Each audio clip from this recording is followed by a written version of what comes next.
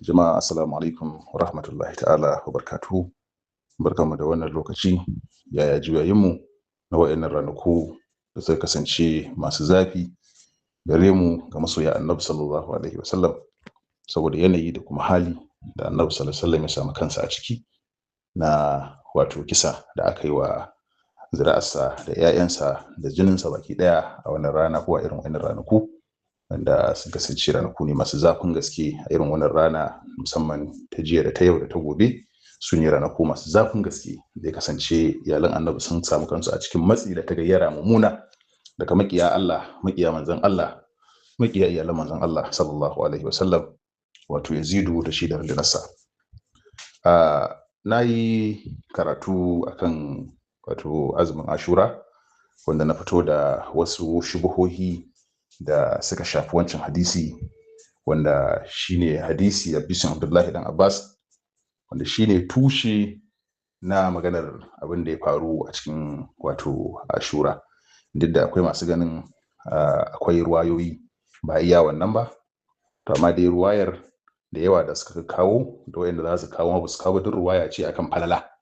ta shi wato azumin Ashura din, ba magana ce akan wannan kadiyar da muka tattauna ba. Da yawa din dai kadiyar nan ce, hadisin zai dire ne ga Abdullahi dan Abbas, da yadda kai kawo nan zai kai ka. So kuma nayi magana akan shubuhohi guda 7 da suke cikin wannan hadisi, wanda nake dama amsa ce na bawa ɗalibai, kuma suna can suna ta bibiya akan ta. To har ma wa'inda ba ɗaliban ba,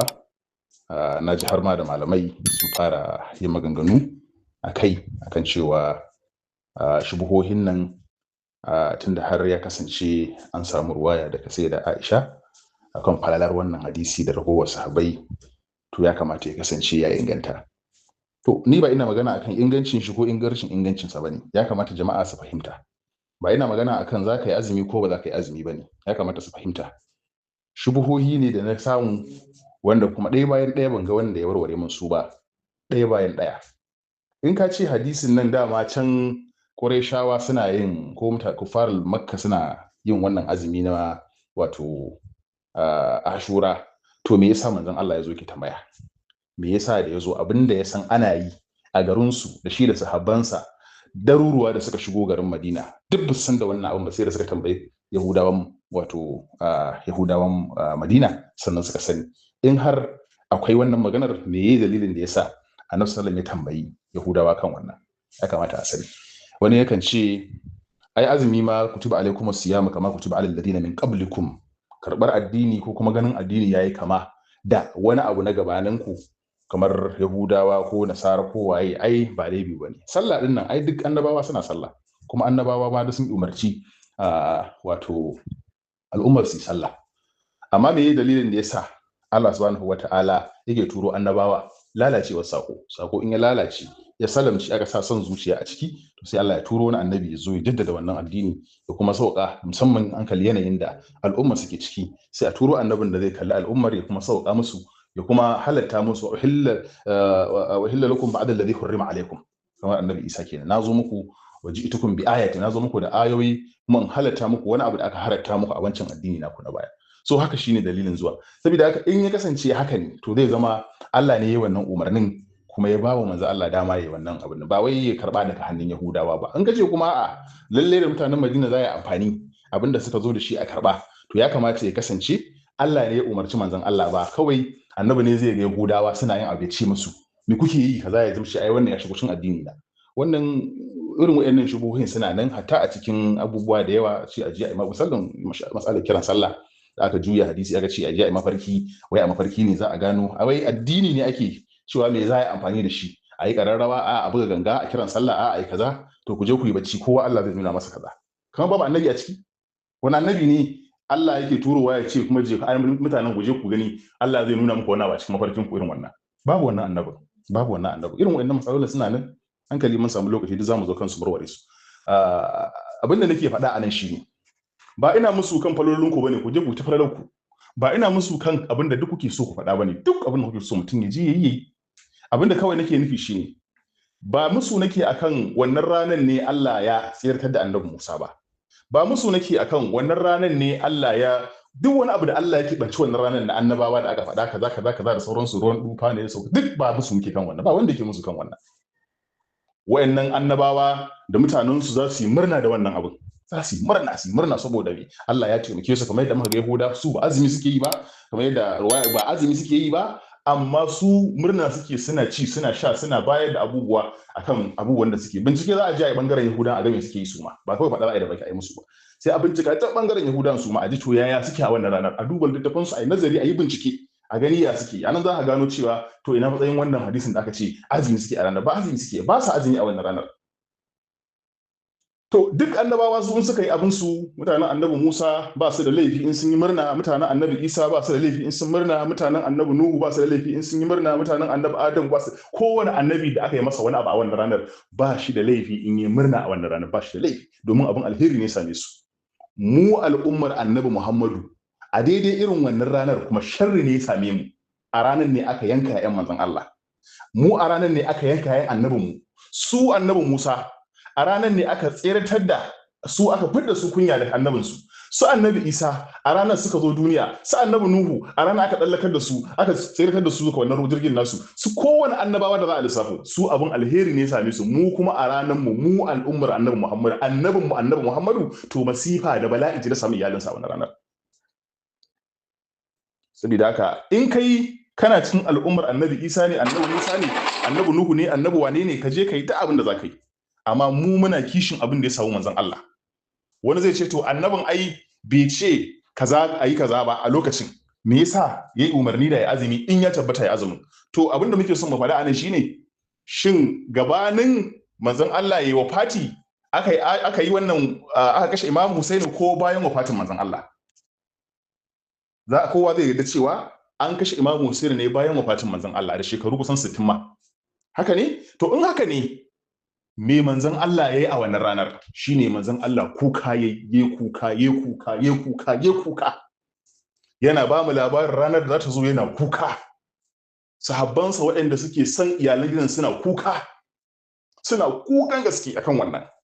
Saboda haka idan ya kasance sunnan manzon Allah shine kai abin da annabi, me yasa sanda ake ba mu labarin abin da yake faruwa ba za mu kuka ba? Me yasa sanda abin ya zo faru ba za mu kuka ba? Me yasa annabi ya faɗi cewa ku taimake shi? Idan ba ku taimake shi ba, Allah zai game masifa a cikin ku, zai sallada wato asharan ku zama shugaban ku, kuma zai mayar da ku kungiya a cikin addini. Wannan bala'in wani ne ba mu gan shi ba yanzu? Wani ne ba mu gan shi ba? Kuma har yake cewa lokacin da masifa ta yi masifa, ba wani mai taimako. Hal min nasirin yansuruna, Imam Hussein, ba wani mai taimako da taimake mu. Hal min nasir, saboda ya san kakansa manzon Allah ya ce ku taimake shi. To yana tuna musu maganar kakansa ne sallallahu alaihi wasallam cewa hal min nasirin yansuruna, ba wani mai taimako da taimake mu, ba wani mai taimako, kuma abin da ya faru kenan. Saboda haka idan mutum zai kalli wannan yayi azumin sa yayi,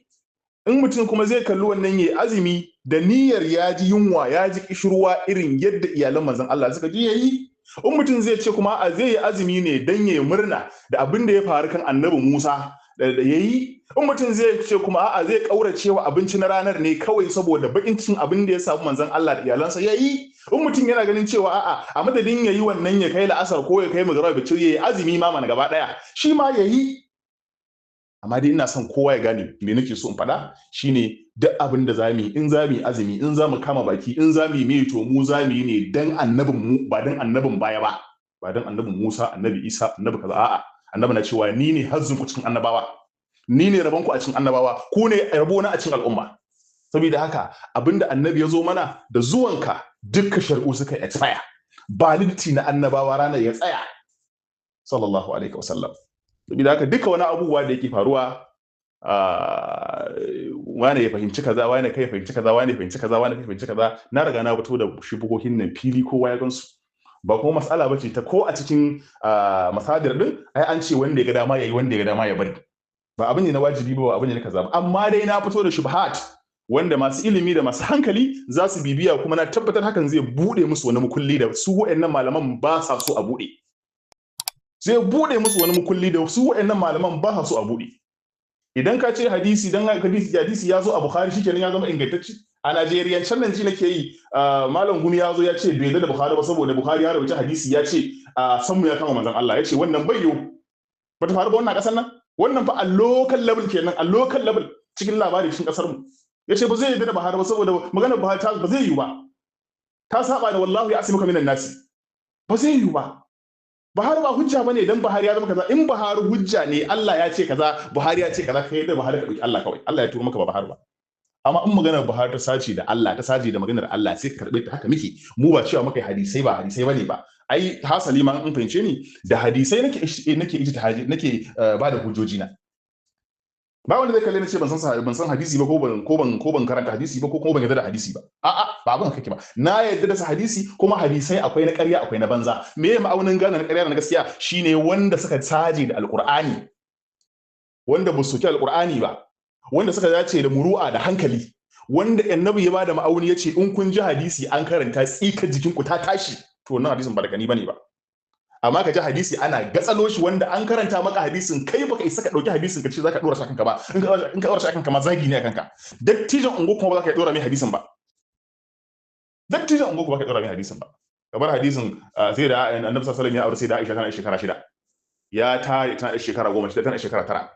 so sai kai ka lissafo a yanzu dattijan ungo in yi wannan ya sunansa mutumin banza sunansa mutumin banza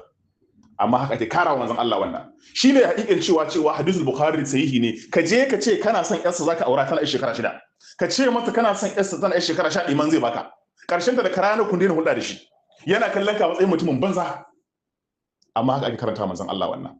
mun kare kun ce ai bukhari ne ya kawo saboda me saboda sukar annabi yake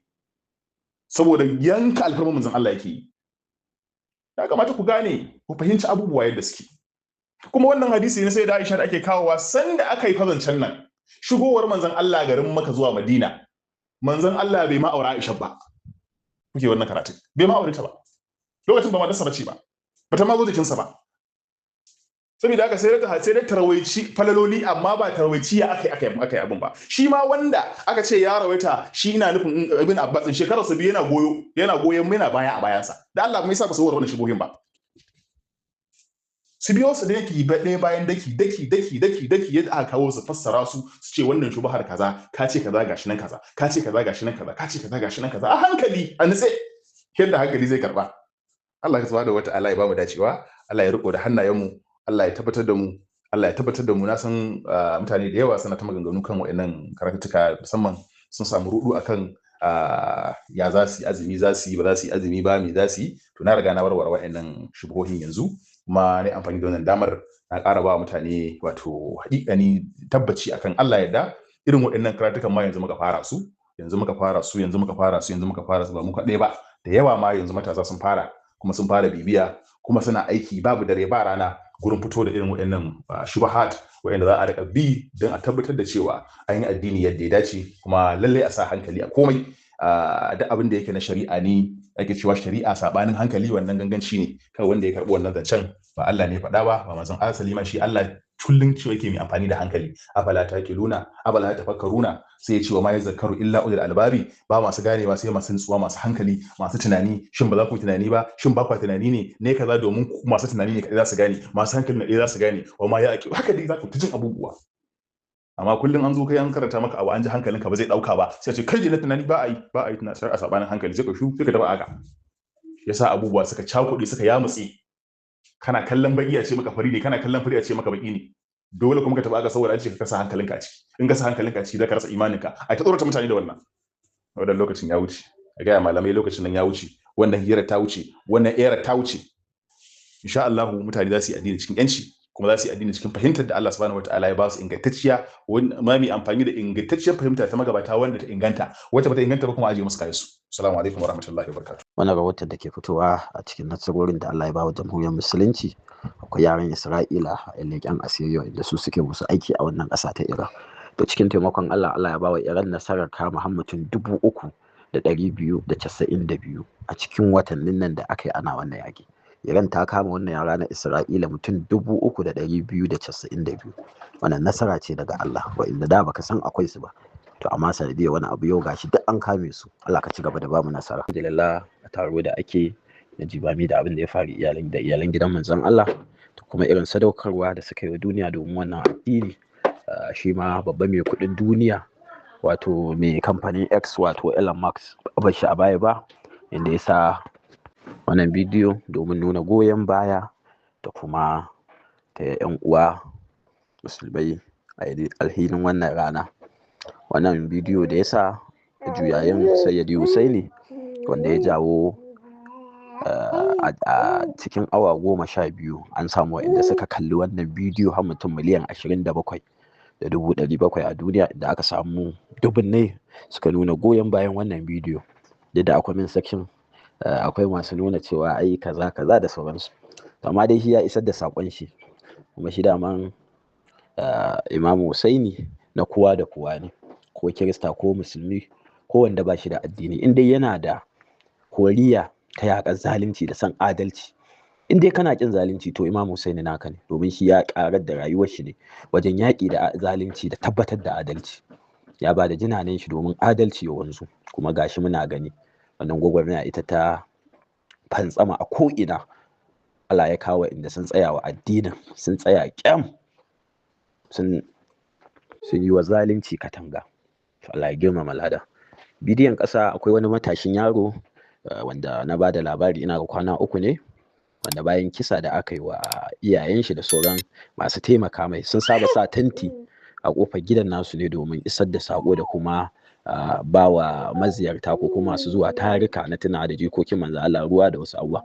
To sai ya zamo ba mataimakan sai shi, to shi ma bai bar wannan aiki ba, inda ya nemi irin murfi na irin abin da aka tarwatsa,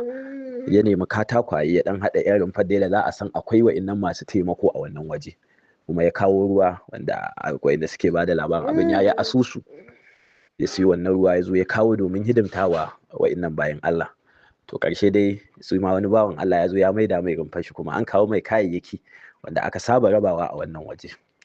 To Allah ya kara mana soyayya wa'annan bayan Allah, kamar yadda manzon Allah yake cewa duk mai son Husaini to mai suna ne, duk maƙiyin Husaini to maƙiyina ne, kuma azaba ta tabbata ga duk wanda baya ƙaunar su. To Allah mun gode ma da ka sa ɗaya daga cikin masoyansu. Allah ka ƙara mana ƙaunar wa'annan bayan Allah. Allah kuma ka daɗa naukan azaba ga makisansu, maƙiyansu, albarkacin manzon Allah sallallahu alaihi wa alihi wa sallam.